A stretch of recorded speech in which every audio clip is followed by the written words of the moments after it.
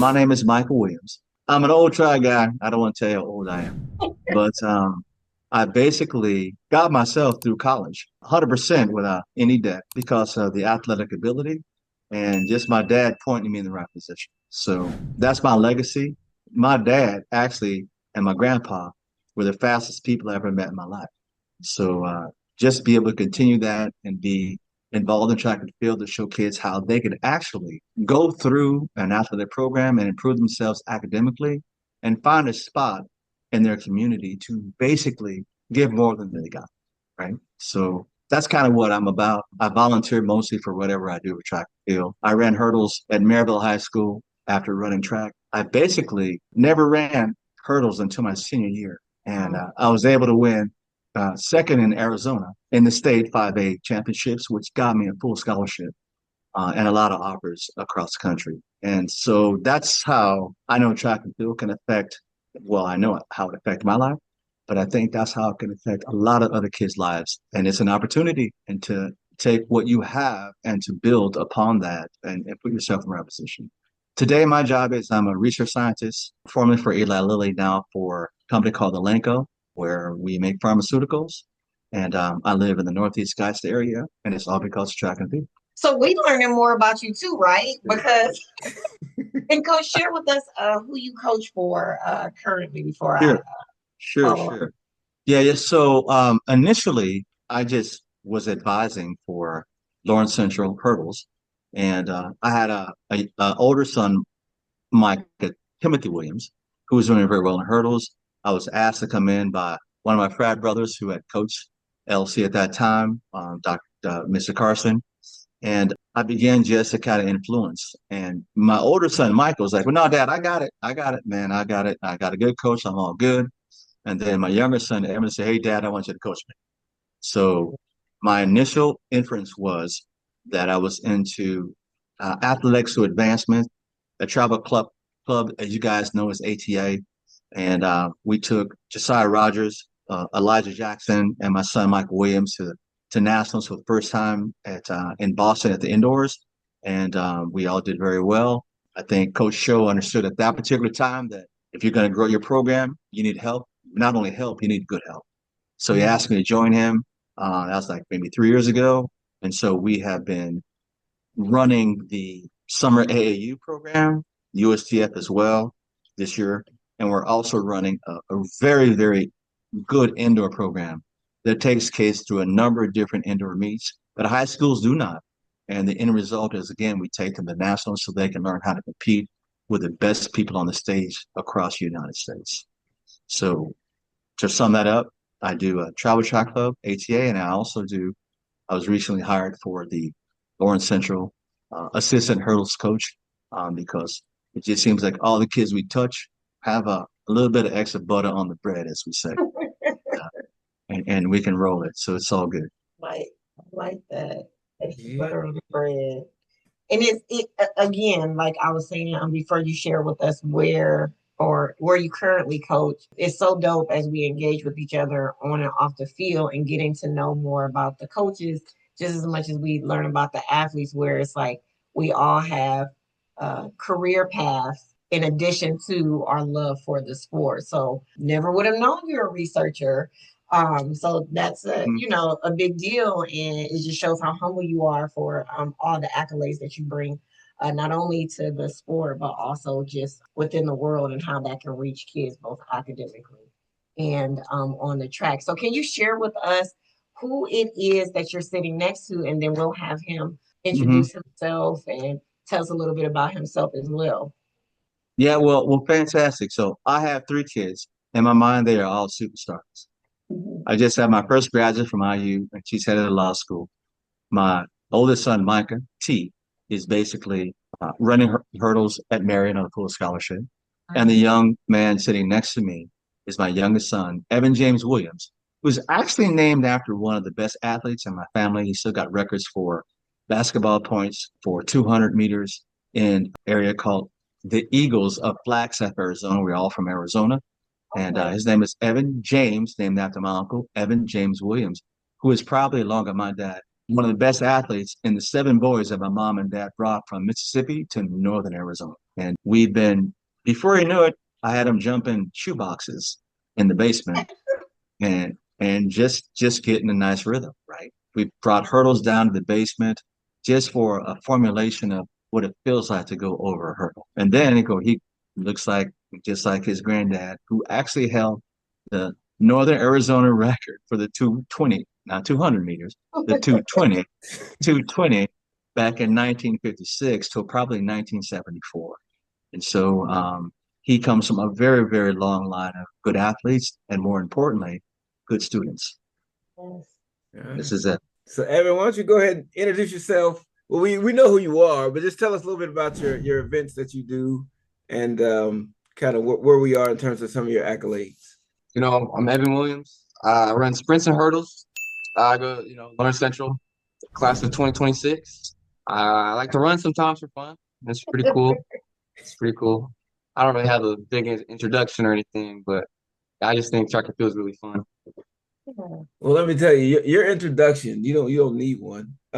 We saw you at a few meets and we were like, I don't know who this kid is, but for him it started at indoor where you would run the 60 hurdles and then turn around and run the 60.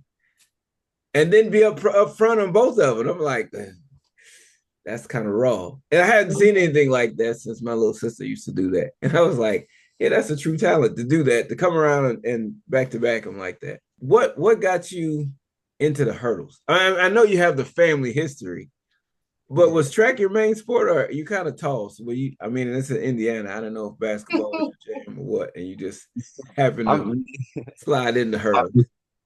Yeah, I have, but I don't know. Indiana's pretty good at hooping. So around when I got into middle school, I used to swim. I was mainly a swimmer, so I got all the stamina. But when I used to swim and run track, and then I didn't like swimming as much, and I was kind of better at track. So when I got into high school, kind of just focused on indoor and outdoor, and yeah, now we're here. We're in both seasons. All right. So, Evan, you have a long line. When we think about who's your inspiration, your I'll say Coach Dad shared with us the long lineage of athletes that you have in your family who've been successful. And would you say there's one, or is it coupled with all of them who've been your biggest inspiration for, what keeps you motivated, what keeps you going, who you aspire to kind of be like or excel beyond what they've been able to achieve? Oh man, it's all of them. My grandfather still calls me after meet sometimes, and I just keep running, keep telling them stuff. They're all on the train, so they know how I do and where I'm at and how many cities I'm gonna be in this summer or anything like that. So they're all the inspiration. Everybody around me, all the family members, all the neighbors, and everybody that I'm in touch with. Nah, that's cool. Question I have is, when did you first realize that you were good? I think We're still not there. right. I don't know. The job ain't finished, but Well, I didn't say the greatest. I didn't say the best. I'm just you hit that moment where you be like, I'm kind of dope. I'm okay. Like I'm not just getting left in the dust. I'm I ain't pulling up the rear. I done won a few things. So you have that moment of realization. So I'm just curious, like, when did that happen for you? I think my freshman summer, my first real AAU season, I got into it and I dropped probably three to 2 seconds off my 110 PR, and I was like, oh man, for freshman, I'm not that bad for a freshman.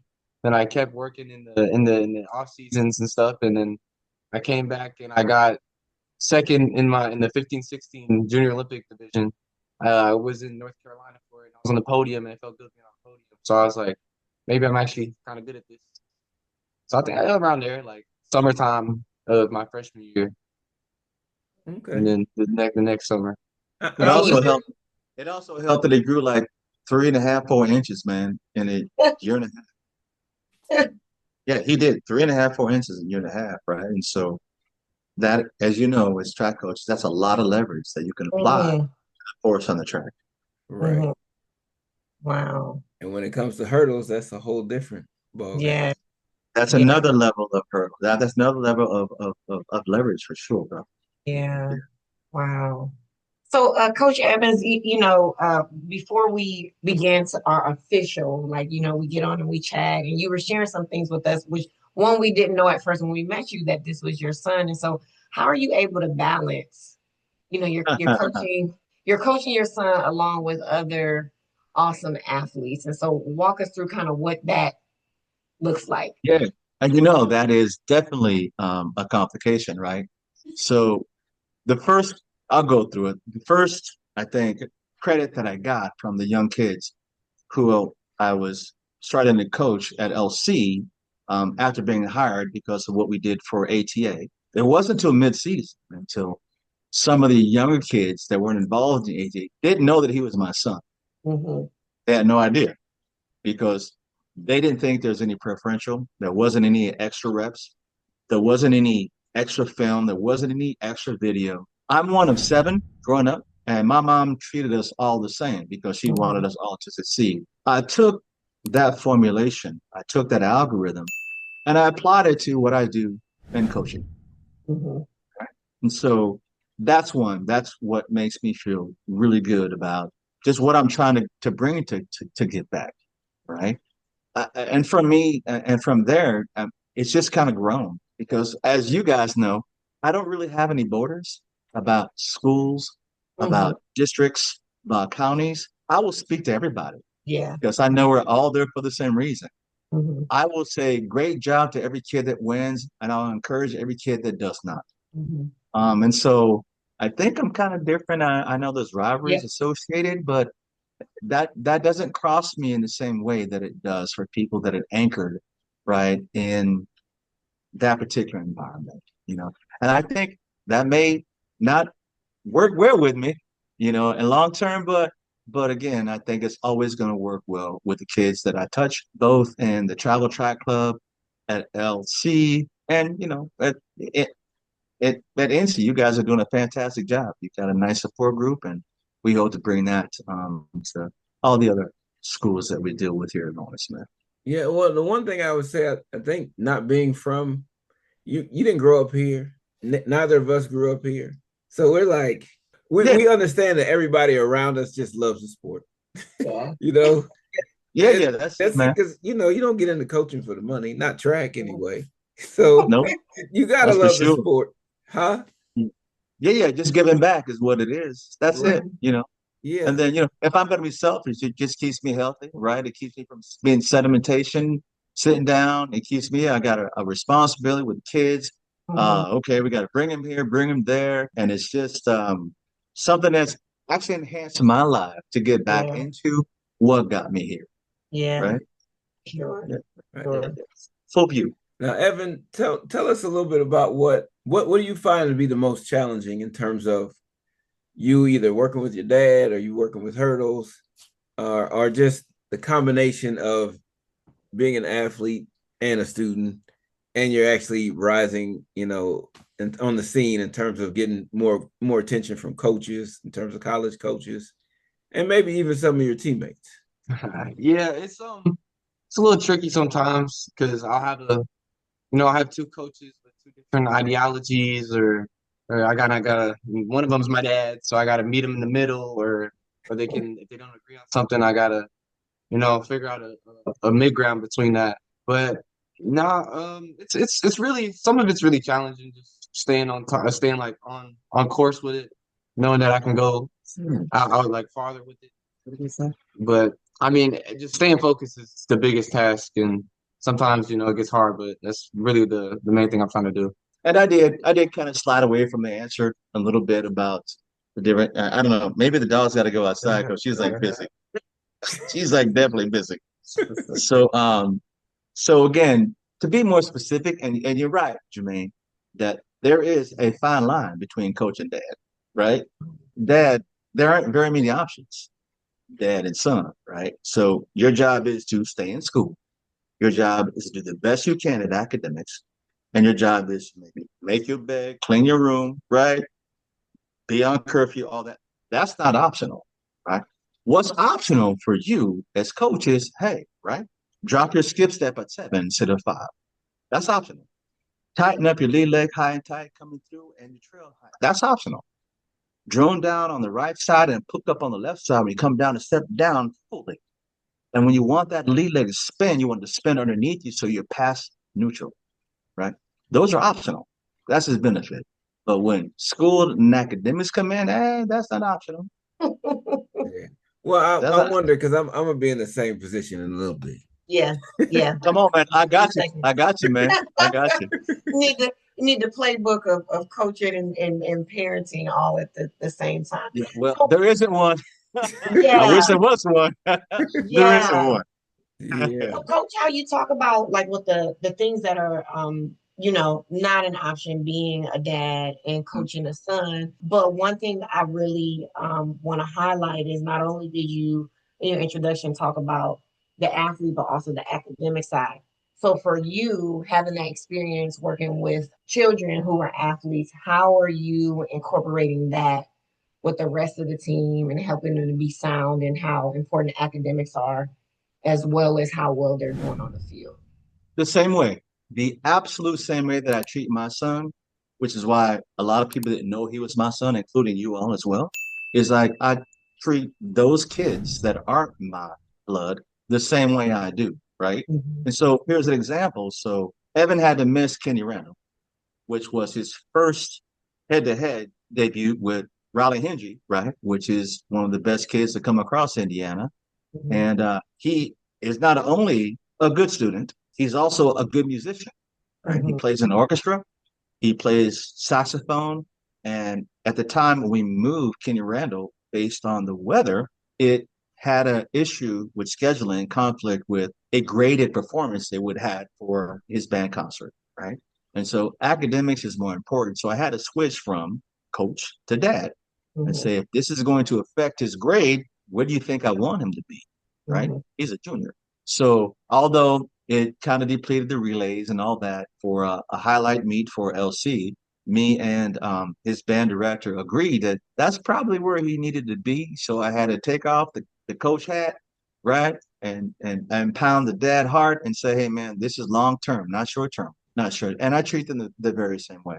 If a Mhm. kid, for instance, even in our ATA environment, we demand that those kids provide us with their transcripts so we Mhm. can really understand where they are and how that we can actually formulate a plan to get them in the best position that they can possibly be to move forward with life through education and community environment. Mhm. Really great. Now, Evan, bouncing back to you. When it comes to like track and field, how do you define success? And then what's your perspective on winning and losing? I think success in track and field is pretty much just having fun. Like if you're cooling, having fun, I don't see a problem with it.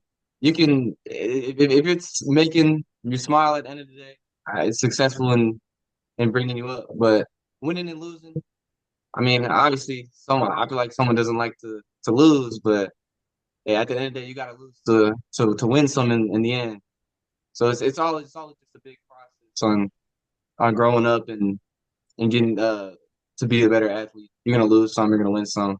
As long as you're having fun, I feel like you're overall winning, but it's better to win on the track as well. All right. Quick follow up. What are you looking forward to? Like, what's the short term, long term goals when it comes to the sport? Ooh, I want to be a really good collegiate athlete at least. I want to get to a nice spot, and then have track pave the way to either getting a job or being included in the track life after college. That's probably long term, like coaching or PT or something to help out the culture. But yeah, probably short term right now is find a college to go to. But but long term, yeah, I just want to be involved with it in the culture.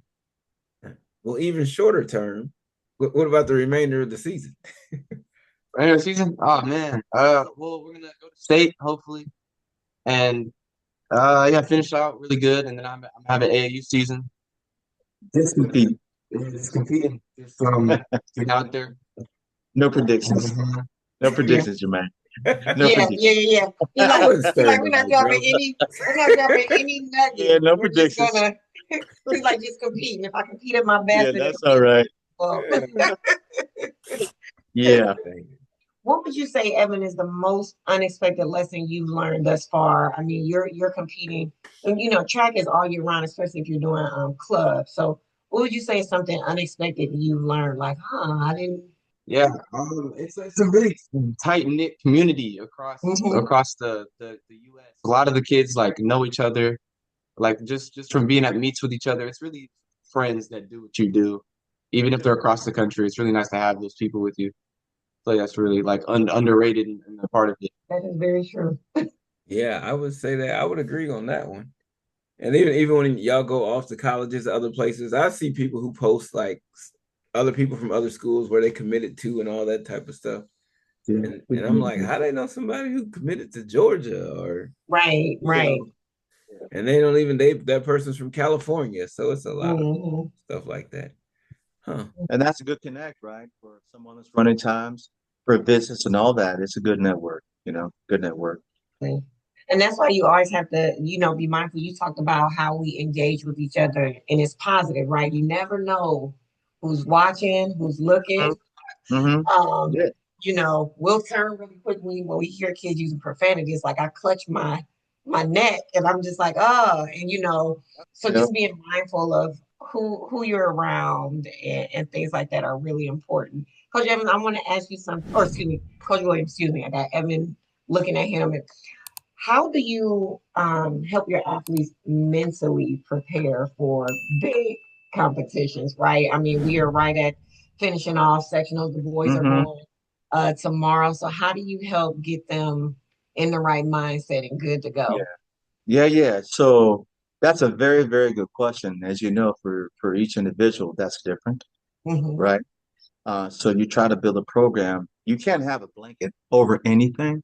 There's always some exceptions and things you have to kind of come back and refigure and readjust for the level of talent, right? And some kids, we know they're high school kids. Some kids are more emotional than others, right? Some kids are locked in. Some kids are more fierce. Some kids, they're just different. So it's hard to have a blanket program. Hmm. So, and it's also a very limited amount of time where you could Hmm. adjust that program for each kid, right?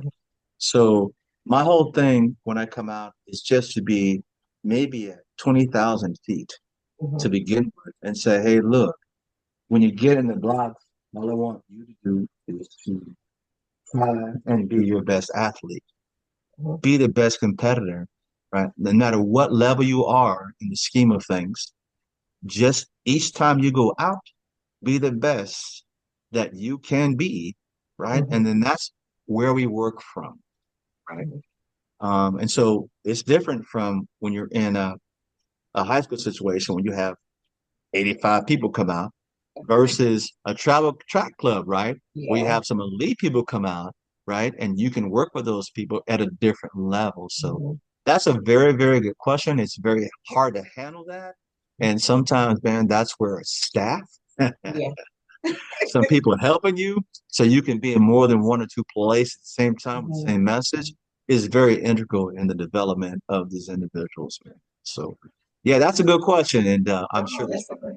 if you ask me again, I'll give you another answer, but that's probably a very good, that's a No, good, I think that's a great, but I think that's a great response. Like it's not just one individual coach, and it's multiple people and meeting the athlete where they are. You have some that are just starting out, and then you have those that are elite that may need different yeah, yeah, yeah, levels of prep. So no, right. that's a great Yeah. answer. Right. And then to fulfill those gaps, right? It's just hard for us with our limited resources as coaches Mhm. to be there for everybody at the same time. So, Mhm. and then we're limited by time too, Yes. right? How long we can have them. So Mhm. that is definitely the complicating factor of just finding out and making sure that everybody can excel on their own curve.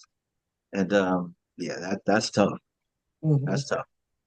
Now, Mike, I have one last question. I mean, not no, Evan. I got one last question for you. Good. I'm good with Um, if we had to ask your teammates, coaches, to describe you in one word, what would that word be? Don't ask me. Don't ask me. Um, wow, that's a good one. I think this is just what do you think? Oh, like, Well, are you asking me? yeah, Because the question was you. You're gonna kick to me? yeah. I'm gonna kick it to you. Okay. Throw you I out. like this. Throw you I like out. this, right? I would like it to be leader.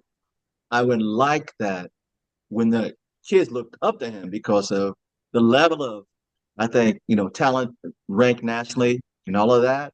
I would like for him to try to take that talent and show it through kids who don't have that level, right? To have them understand, that there's a stair step, that you have an opportunity if you put your work in.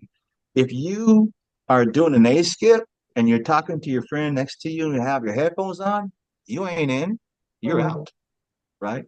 You need to focus on every opportunity that you have to get better. And as coaches, we can only say so much, but internal to our groups, we have kids that are internal leaders that affect them from inside out versus outside in, like we do from coaches, right? That's the first thing. And sometimes, although Evan isn't on a very competitive team, like the 4x1 ain't that high, the 4x4 is not that, all that good, but still, right? There are young kids, freshmen and sophomores that are in the hurdle crew that sometimes I see him working with them, sometimes I see him not working with them. But how about aspiring leader, if not leader today, aspiring leader going in your senior year, right? That really helps and brings some formative structure to the program so that it can start to rebuild at LC. And that's because you asked me. Yeah, I'll take it. I'll take it. You'll take it. Well, Evan, if people wanted to follow along with you, track you throughout the season, throughout the summer, where should they do so? I'm assuming Instagram, but Yeah, I got Instagram. What's your Instagram handle? I gotta look again. It's E._Wills WILLS. E Wills. That's what all the kids call me. So I just made it that. All right. Well, that works. Yes. Well, thank you both. I'm first and foremost, it has continued to be a pleasure, Coach, engaging with you at the meetings. Wishing you the best of luck with the rest of the season. And Evan, we are excited to see some things that we will find out of, what it's gonna look like by state. We're gonna keep it a secret, but just know you're gonna compete to the best of your ability. Right. It's gonna be the end result that you want. Yeah. Right. Yeah. All right. Well, good. I'm gonna send a thanks out. No, thanks out to you, Jerome, because I remember when we walked up at the Big Ten, you guys are watching, and we looked at each other. And you say, "Hey, man, where do I know you from?" I said, "UNC," and and I do appreciate you very, very much. Being a fellow Greek, man, that's all good. Just we're all about the same thing, right? Making sure that we give back to community, making sure that we're right where we're supposed to be, right? Right. In positions where the kids can learn from us, right? And don't have to start at ground zero. Maybe they can start at 50 and get to 100 to the zero, right? So yeah, hey, it's all good, man. I'm just so very happy to have met you guys through this last 3 or 4 years, right? Yes. And it's all good, man. It warms my heart that you guys are reaching out and doing these things that you're doing, and just let me know how I can help. Yes, absolutely. We will. All right. Yeah, have a good evening. Oh, man. Thank you. bye. Appreciate y'all. Take care now. All right.